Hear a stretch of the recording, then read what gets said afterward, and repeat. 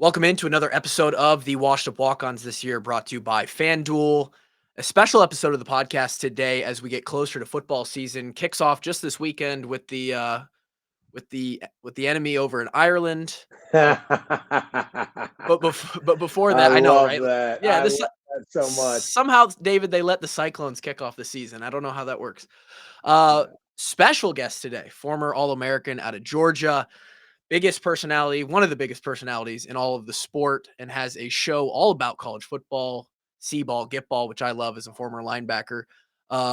David Pollock joins the show. David, thank you for your time today, man. Man, I'm just reminded, like, and we're about to get all of this right. Like, just you calling them the enemy. That's why this is the best sport on the planet. Like, just the hatred, the vitriol, the rivalries, everything the pageantry, all that goes with it, man. Like, I know you'll be cheering hard for that Dublin game this week. It's an interesting one for us because do you want them to win and feel like they, maybe they don't have as much to worry about? Do you want Kansas State to beat up on them?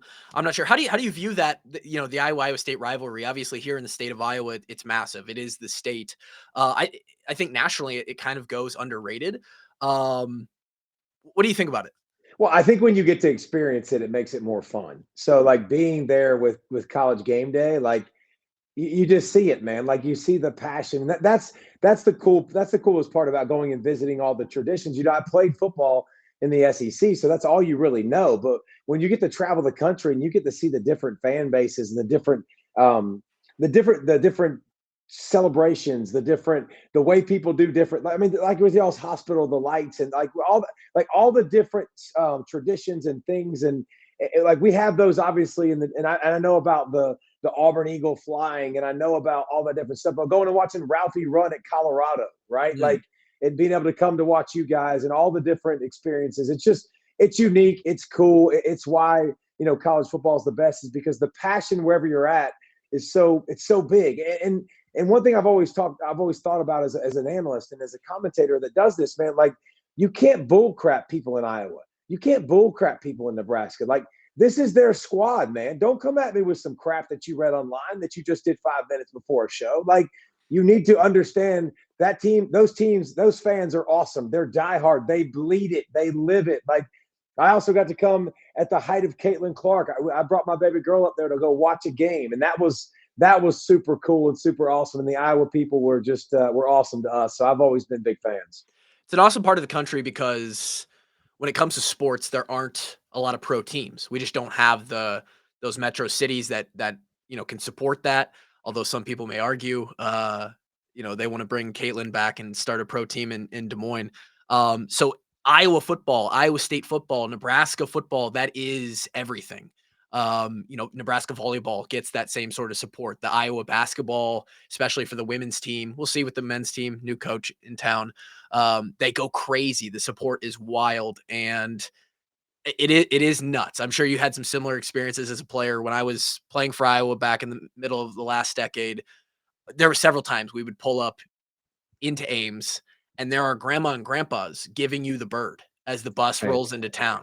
And it just you're just juiced. I mean, That's so awesome. you're fired up. So do you get that same sort of sense here as we it's that time, right? It's game week essentially next week for everybody. As a former guy, is it like about this time where you're like, I kind of itch to put on the pads a little bit? I can feel what it was like back during camp in your day. Is that fire still there? Just a little bit. It burns a Well, little bright. I'm a high school football coach, so it's Mm. fantastic, and you get to kind of fulfill that, and you get to be really, really competitive. But I was looking at my baby doll on the couch on Saturday, and I was like, babe, this is the last Saturday for the foreseeable future that I do not have football. I was like, so enjoy this, relish this, because I will be glued. My fat butt will be glued to the television set, like watching college football. So I think you're starting to get that feeling. You get the juices flowing, and you remember this as a player, man. You're just so excited to hit somebody else. Like, my gosh, you've asked me to scrimmage 6,000 times, to knock the crud of the same guy over and over again. Ain't nobody watching. Like, it's just boring. It gets redundant. And then now you're like, oh my gosh, like, I'm getting this close to being able to beat the crap out of somebody else, to be able to put all this work on display and all the weight room work and all the different things. And so I think it's always, this time of year is always exciting. And how cool is it? Everybody's got hope, man. Like this time of year, my team ain't been very good, but this is our year. Like Yeah. you kind of feel that all the time, like as a fan, and I think that's so fantastic. Yeah, we're getting a lot of that right now in the, sort of in the Big Ten. That's most of the people who we interact with, and it's like, Yeah, yeah, it's Nebraska's year again, right? Hey, this is flex year. The Gophers are going to put it together. Hey, Signetti in Indiana, like every single fan base, everyone's undefeated. No one's lost a game, so everybody feels good. There's no cause for concern yet. yeah. Yeah, there will be for everybody. This season, obviously, you're a SEC guy. We live in the Big Ten country over here. What are some of the biggest storylines in 2025 in David Pollock's view? Well, I think there's a bunch. Like when you look at the Big Ten, obviously, Ohio State completely rebuilding. Like a lot of guys gone. Do they continue to be great and to push for a championship? And like I think naturally you go to the end of the year and do they have a Michigan problem? Does that continue? Like that's still a storyline. Michigan, a big bounce back season from a year ago. Like Ashton Genty rushed for 1,000 more yards than Michigan threw for as a team. So that can't get worse, right? Like you sit there and you start to look at that, you're like, that's got to change. But then Oregon, I mean, completely rebuilding, retooling. They're a squad now. When I look at them, though, I don't worry about them with Dan Lanning. Like I don't go they rebuild anymore. Now I go they just reload, right? And so like those three, and then you look at Penn State. Is it the year? Like Yeah, Penn State, man, like they got the best 1-2 punch at coordinator in the country. Andy Koltanecki came in a year ago, and you could tell that offense took another step, a big step in the right direction if you were watching.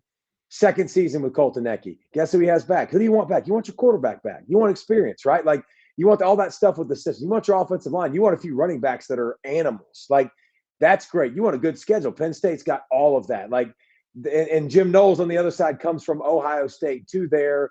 Obviously, we know Penn State defenses have been historically good every single year. Like year after year, they're finding freak after freak. So yeah, and then you mentioned Indiana, USC in their next chapter in the Big Ten, right? Like what does that look like? You got Illinois, who's legit. Like they proved last year, took care of South Carolina, in the end. Iowa, how do they look now? Do they have a quarterback?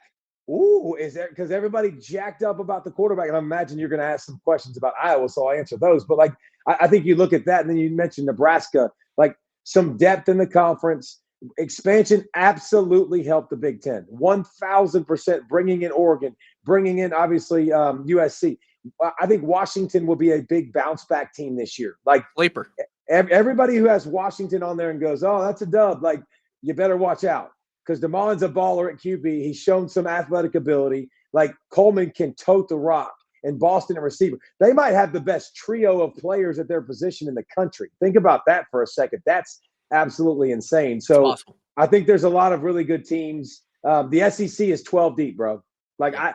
I could give you 12 teams, man, that I think could win the league. And that's not normal. That's not normal at all. Like it's the parity is really, really good. Those two leagues are the best, obviously, and then the ACC, the Big 12.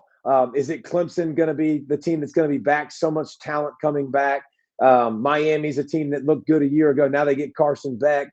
The Big 12. I think there's 4 or 5 teams that can win that conference. Obviously, Arizona State showed us what they could do a year ago. Texas Tech bringing in new money, all the new players. So Utah, I think, is a sleeper in that league. It's just amazing. Like we got a blank canvas of greatness right now. Yeah, it's about to be art. The Penn State one in the Big Ten is interesting to me. A lot of their fans, they expect a lot over there, and they should. They win a lot of ball games. Haven't been able Yeah. to get over that big hump. I think So a lot of people. I think a lot of people view this season as like, is this the year? If it's not this year, is it ever? it Which is is this year. It's which this is year. yeah, Go ahead and mark it down, man. Like they're first of all, last year they got in the playoffs and they won. So let's not act like it sucked a year right. ago. Like that Yeah, was a pretty good season. And so, but you look at them, man. James Franklin and those questions come. And listen, I can't refute that. Like their record in big games has not been good. Like that's not something we can go, oh, just turn the page, like nothing to see here. No. That's part of your resume and who you are. But I think you look at the additions they continue to make on as the coordinators. I'm less worried about that now because you got people in those spots that are really, really good at what they do. Like, but yes, if not now, then when? Because they've got everything going in the right direction and they've got some history to debunk. But I think they're looking forward to doing that.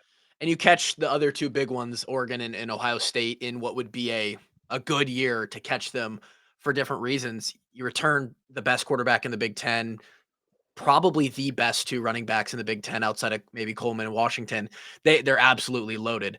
A team that Iowa hopes to get in the middle part of their season. It's going to be tough. It is in Kinnick Stadium. Kinnick Stadium is a place where historically, closer maybe 10 years ago during my time, top 5, top 10 team comes in and they should maybe be a little bit worried, especially if it's a night game because Kinnick can get rowdy. Penn State knows something about that. You just They talked do. about. They do. We almost got him. In fact, my junior or senior year, they, McSorley. It was your fault you didn't. No, it wasn't. Could have been. The narrative on that has changed a little bit over the last 3-4 years. Offensive struggles, very heavily defensive team. You mentioned, do we have a quarterback where we can sort of turn the tables on that? Historically, just from your perspective, being from the SEC, what is your perception on Iowa, Kirk Ferentz, what they've done in Iowa City? And then we can get into this year a little bit. Well, I think it's pretty consistent. Like I think you understand exactly what you get with Iowa. You get tough, you get developmental program, you get a team that typically doesn't beat themselves. They're extremely physical on both sides of the line of scrimmage. Like it's that type of team that Kirk Ferentz has built, and he's done it for a long time, and he's had a ton of success. He reminds me like the Kyle Whittingham, right? Like they're two old school guys that they get the most out of their players. They know how to do it. Now, offensively has been the same thing for Iowa for a long time, though. And last year got better. Like you're putting up 50 on the scoreboard, you're a happy man. Like it definitely improved and took some steps, but it's always been the same. It's always been really, really good. It's always been really, really physical. It's always been you take guys year one, and when they leave your program year 4, year 5, you're like, that's a grown man. Like they've taken them and developed them and made them a really good football player. And the list could go on and on about Tristan Wirfs, and the list could go on and on about tight ends. I mean, pick one, bro. There's just so many that have come through there and have been successful. So I think it's a program that's been built, with consistency, with discipline, with toughness, with physicality, with development. And that's absolutely nothing whatsoever to be discouraged about or to be upset about. Yeah, it's a really, really strong foundation. A lot of the flash that people find elsewhere in the country, a lot of those, look good uniform guys jump off the stat sheet. They jump high. Those guys aren't as much a part of the genetics of the Iowa program, but it gives them a chance, and it always gives them a chance. And there's been a couple outliers these past couple years where they fell into a hole where recruiting missed. I mean, just I could give you we've been talking about it for 3 years. Just a really tough spot recruiting wise, couple injury retirements on the offensive line and the quarterback misses. But we might have turned a corner here. We have Mark Gronowski, one of the best transfers of this offseason, comes from FCS level South Dakota State. He's won more games as a starting quarterback than most players in college football are even around for anymore. 49, right? Something like that? Yeah, something crazy like that, like almost 50. And he will now lead the Hawkeyes in 2025 for his one final year of eligibility. And it looks like maybe there's a chance, and we also have developed a little bit of a receiver room. Our offensive line is supposed to be one of the best in the Big Ten. There's a chance that Iowa football is a good offense this year. What do you see from the outside? What do you like about Gronowski? And if they are able to put together something offensively and just hold the standard of Phil Parker and that defense, what are the where can Iowa go this year? Well, the cool part about Gronowski is a lot of times, that holiday season, you're looking for games to watch on the television, right? There's no college football like that's the Power 4 or the Power 5, right? Like, and you're looking and you see Gronowski and you've seen him beat, North Dakota State, the Bison, who have been elite for a long time. You've seen all the experience. You've seen the playmaking ability. So I think you naturally go, here's why it's good. When you get a guy from a lower level, you want to make sure that he's experienced, right? Like you want to see him do it in big time moments. Man, oh man, he's done on the biggest stage. He's won the Walter Payton Award for for that level, like being the best player in the game. Like he's got some great accolades. He's coming to a great spot. He's done it in bad weather. I think that's important. I know it's a small thing, but he's done it with different conditions. And I told you I went to an Iowa basketball game, and my God, I've never been so cold in my life. So that wind blowing and consistently hitting me, and it was cold. Like, yep. But those are things that you want to take into account. I think he's an Iowa type of guy. I wrote down a couple of things, but Warren Ruggiero, the new guy that they brought in as an analyst, a lot of people don't know who he is. He's a stud now. Like, comes from Wake Forest, comes from that slow mesh, comes from creativity, comes from doing it with less. And I'm not saying Iowa's bare, but I'm saying he comes from a place where they have to manufacture it. They don't just win on the outside and throw go balls to Jeremiah Smith, right? Like, that's just not an option. So, in fact, we never do. No. And so I think having a guy that comes like that with a wealth of knowledge, with experience, with a different type of system, I think he could pay extreme dividends on that side of the football. And then you couple that with the schedule. Yes, please. Like, I think you avoid Ohio State and Michigan this year, correct? Like, we do. Don't play either. I think you host the best games are going to be what? Indiana, who you host, Oregon, who you host, and Penn State, who you host. We get them all at home. It's dude, you're going to experience the pink locker room. Let's get weird, right? Like it's perfect for it. It's absolutely perfectly set up for them to have a great season.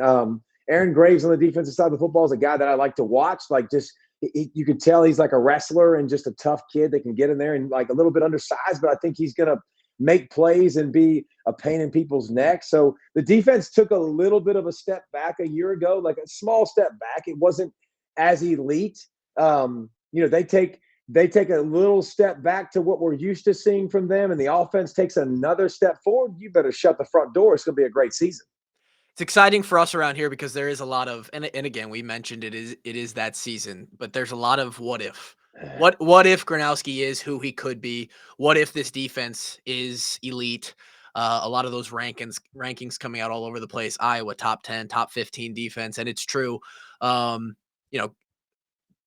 Higgins and Nick Jackson both having great preseason debuts for the Bucks and the Ravens, underrated guys in the NFL. They leave us at linebacker, but we have 2 4-year guys stepping in for their first season as a starter. So, Phil Parker, we don't maybe as Iowa just reload, sort of like you talked about earlier, like Oregon does, but on the defensive side of the ball, we kind of do.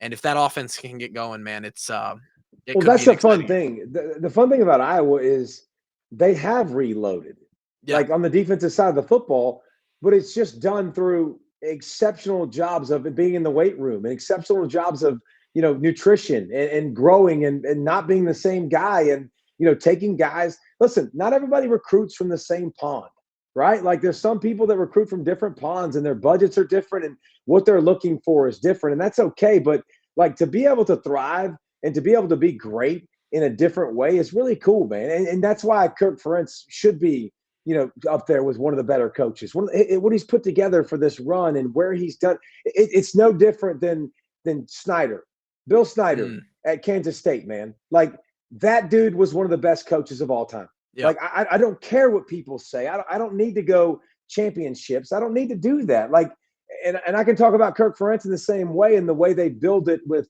special defenses, with special teams. The offenses never really have been elite, but that's for a reason. It's harder to find, those diamond in the roughs, and it's hard to develop speed, homie. Like, you don't do that. Like, you have to recruit that. So you have to do it a different way, but it's been impressive how they've done it consistently. Coach Ferentz is he's underrated in my book, and he's a legend, and they do things the right way.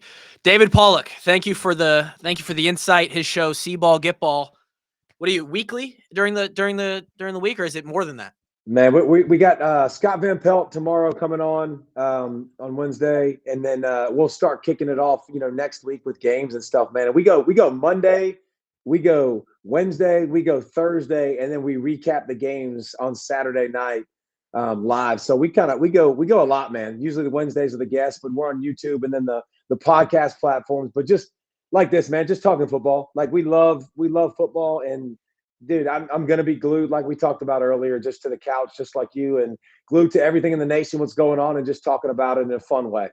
It's going to be a fun season. David Pollock joins the show. Thank you so much. Everybody, thanks for listening. We'll see you next time.